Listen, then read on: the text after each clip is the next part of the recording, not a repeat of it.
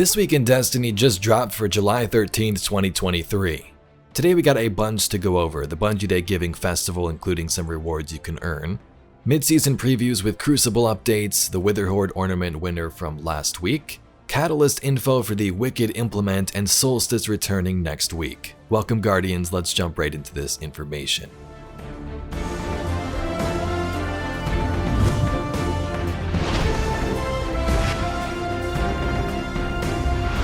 Let's first start with the Bungee Day Giving Festival, Prize Week, and last call for emblems. The Bungee Day Giving Festival enters Week 2, and the Bungie Foundation has some exciting things in store. But first up, this is the last call for emblem submissions for the Bungee Day Giving Festival Emblem Competition. Try saying that 5 times fast. This is a competition to have one of your emblems appear in-game, and submissions are due by 12 AM Pacific Time tonight. There's a link where you can see the full details or pause here on screen on how to submit your own emblem. This week is Prize Week for the Giving Festival though.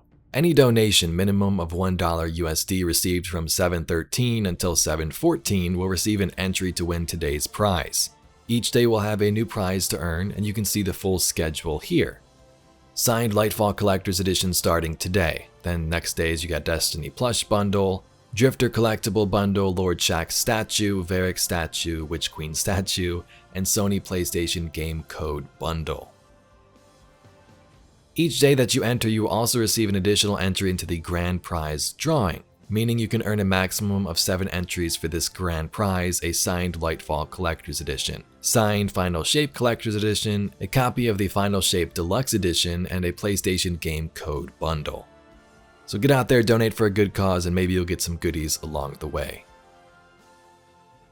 Next, let's talk about the mid-season updates and Crucible updates.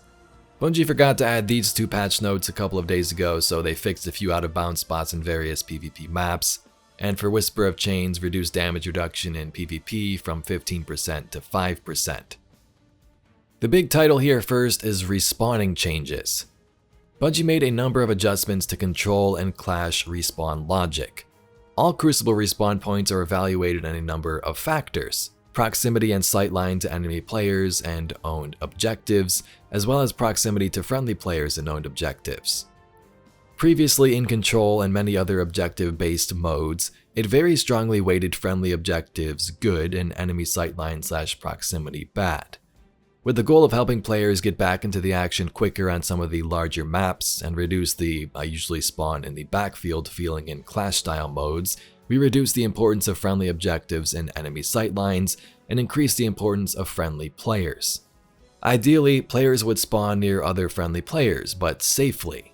Bungie thought this would go well, but it looks like they turned the influence of enemy player sightlines down too far.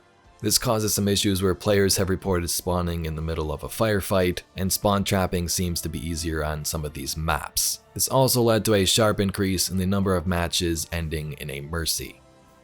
In the first hotfix after this mid-season patch coming next week, Bungie is going to be increasing the influence of enemy player sightlines and proximity back to where it was before. Ideally, we should keep some of the benefits like spawning near to active engagements without the downsides of spawning in the middle of a fight. Next up, competitive division matchmaking. For Season of the Deep, they introduced something new. They matched players purely based on their skill and throttled the amount of division points won or lost based on how far above or below your skill is from the target skill. While pure skill-based matchmaking may introduce the fairest matches for players, it also diminishes the experience of climbing the ranked ladder.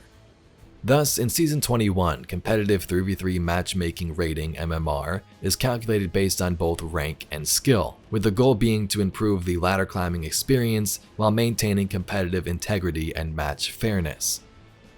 So if you are near your target skill, you will match at your rank rather than skill. Here's some of the changes they are considering for a future season: adjusting the rank. Skill limiting, so it doesn't limit at all if you are above your target skill. And 2, loosening up the division points throttling if you are too far above or below your target skill. Lastly, for Crucible, dynamic skill ranges. This feature is designed to equalize matchmaking pools during low population times, or in low population skill brackets. Bungie built this feature back in Season 19, but there were some issues preventing them from turning it on and getting good data. They thought they found a good time to turn it back a couple of weeks ago with Iron Banner, but apparently it broke everything. They are fixing their bugs and doing another round of intense testing on it before hopefully deploying it soon in a future season. That's all for now for Crucible, but they say they have some exciting reveals coming before Season 22.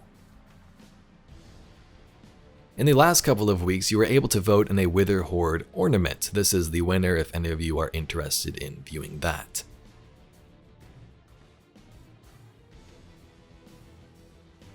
Bungie gives us a small update on the Wicked Implement Catalyst and how the gun works, and some buffs coming to it soon. The main thing they wanted to facilitate with Wicked Implement is getting you into a rhythm with your precision hits.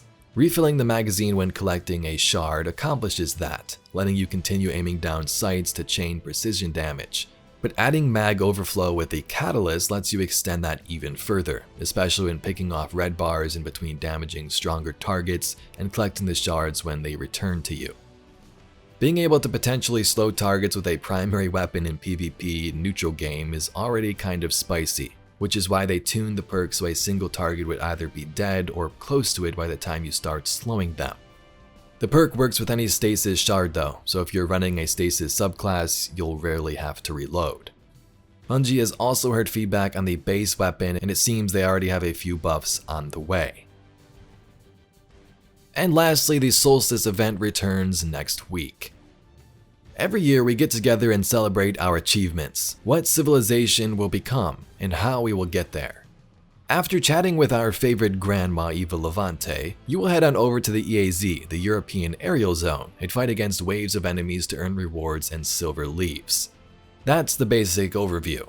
So overall the event is kind of the same, but they do give some updates. They say last year they streamlined the armor upgrade process for all classes. This year, they worked on enemy density and overall difficulty of the bonfire bash. You will find out that you must work a little harder to light the bonfire. Also, we are implementing 2 new buffs to mix it up even further.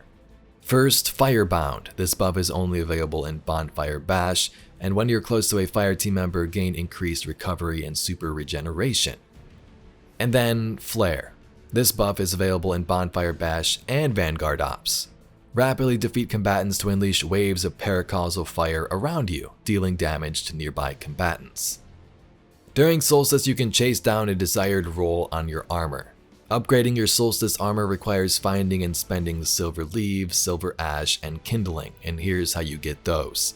Silver leaves you get by completing activities throughout the game, pretty much anything. Silver ash, transform the silver leaves you get from any activity into silver ash by completing the Bonfire Bash. You can then spend silver ash to reroll armor stats from the armor mod screen. And then you have kindling. Earn kindling by completing Solstice event challenges. Spend that to upgrade your armor stat roll potential. Each piece of armor can be upgraded 3 times for 3 tiers. The new Solstice sets for this year feature both free and paid glows like previous years, and just like last year, fully upgrading a piece of armor with kindling will cause it to glow. Here's a look at the armor and a brand new Strand rocket launcher.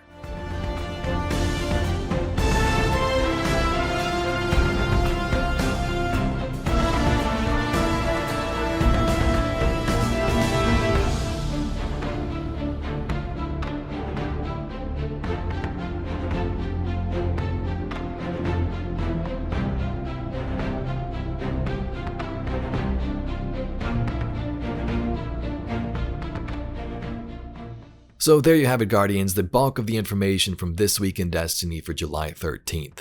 If you'd like to see some more Destiny news, lore, Solstice stuff, and more, be sure to subscribe to the channel. Anyway, I thank you very much for watching, and I'll catch you all in the next video.